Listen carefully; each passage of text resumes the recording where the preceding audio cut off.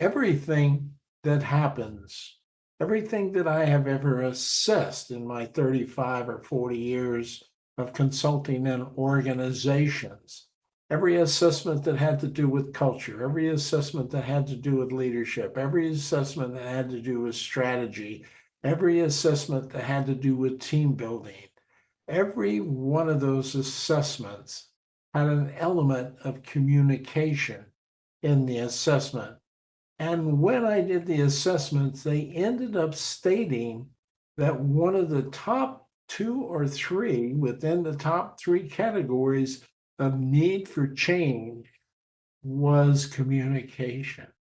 But yet, it's not listed as a curriculum you really ought to take in terms of career paths. So I want to talk just a moment about that. Let's begin with the fact that if you have more than one person around, everything begins and ends with communication. And when I say communication, I'm encompassing both verbal and nonverbal communication, and, and in some instances, written communication. So if you didn't say something in some context to somebody, basically nothing happens. You aren't educated, you don't quote, you don't have task accomplishments, results aren't available to you. Nothing happens. So you start with that premise, and you can understand why communication was so necessary in each of those assessments that I mentioned earlier.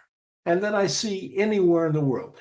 If you're negotiating in Congress, you have to communicate. If you're negotiating nuclear uh, treaties, you have to have communication. If you're trying to unify groups of people, you have to have communication. But yet, it's not considered a real important topic to study.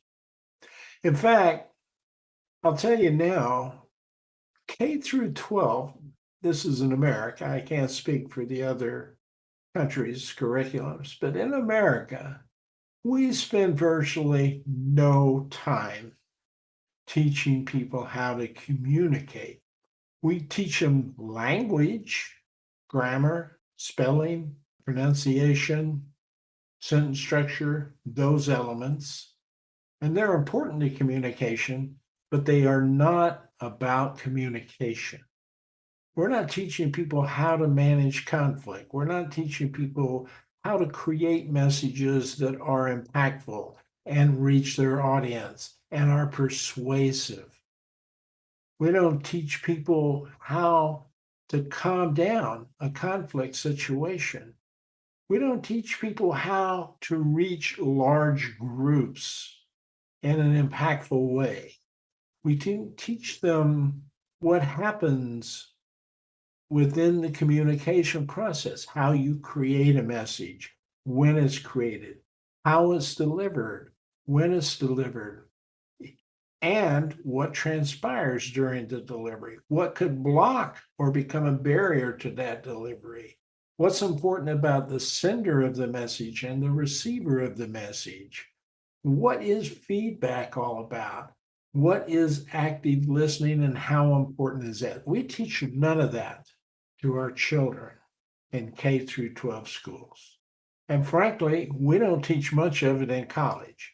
You can get out of college without having to learn much about communication. Nothing happens when there's more than one person involved that doesn't begin with communication and doesn't end with communication. That's how critical communication is. If you don't believe me, try going into your next business board meeting, sit there with your board and say nothing, and see how long it takes somebody to speak up and say, what the hell's going on here? They need communication. They need connection. They can't do something. They can't understand things without connection. That is how critical communication is to your success in any industry, in any discipline. Communication is universal and it happens everywhere. And we don't know how to handle that very well. Consequently, because we're not trained, we have a lot of conflict. We have a lot of misinformation. We have a lot of disinformation. We do not know how to connect in a way that creates a positive environment that makes people want to go forward. It is probably the number one topic floating around corporations, toxic cultures, uh, remote work. So now we have situations, we have technology within communication. It creates a whole different concept.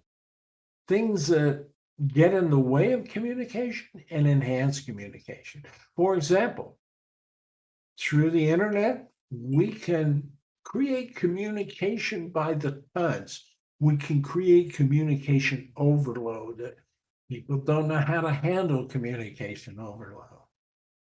Yet on the other side of the sword, of the two-edged sword, we can create some wonderful things that helps people get information and help when they need it faster than ever before.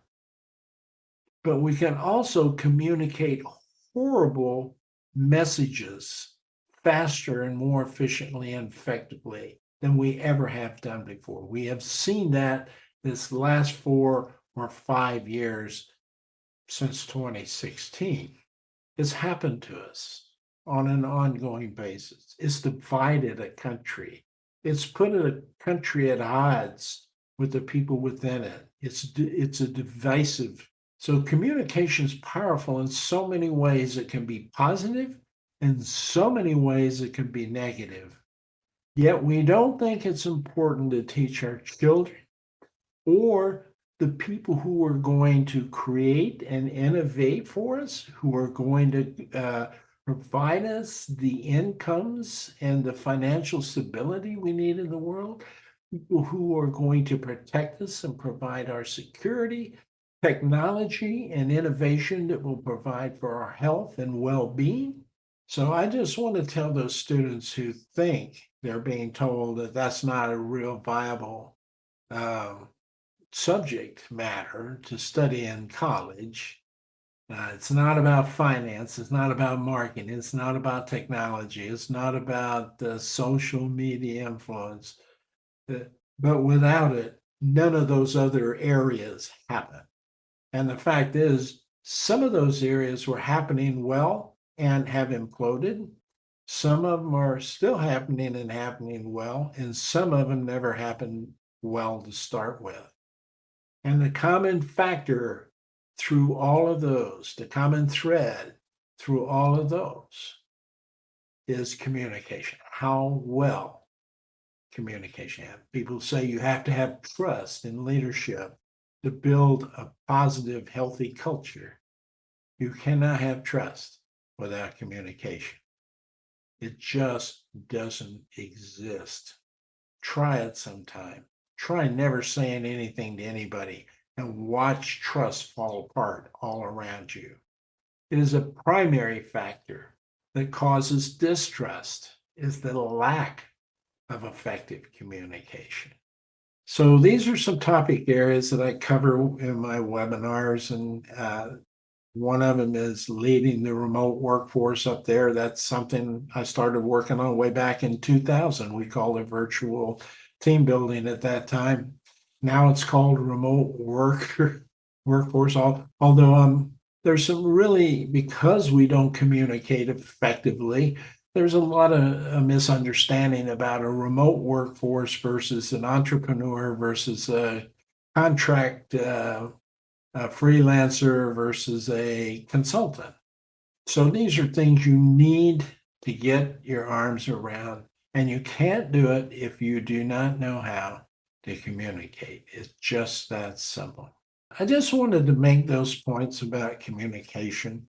I see it so often out there. I see it in posts. Now in social media, we have to contend with that. That's in some ways, like I said, enhances communication. People get frustrated with not having enough communication. Now we're overloaded with communication. We don't know how to handle that well. That is the power of communication.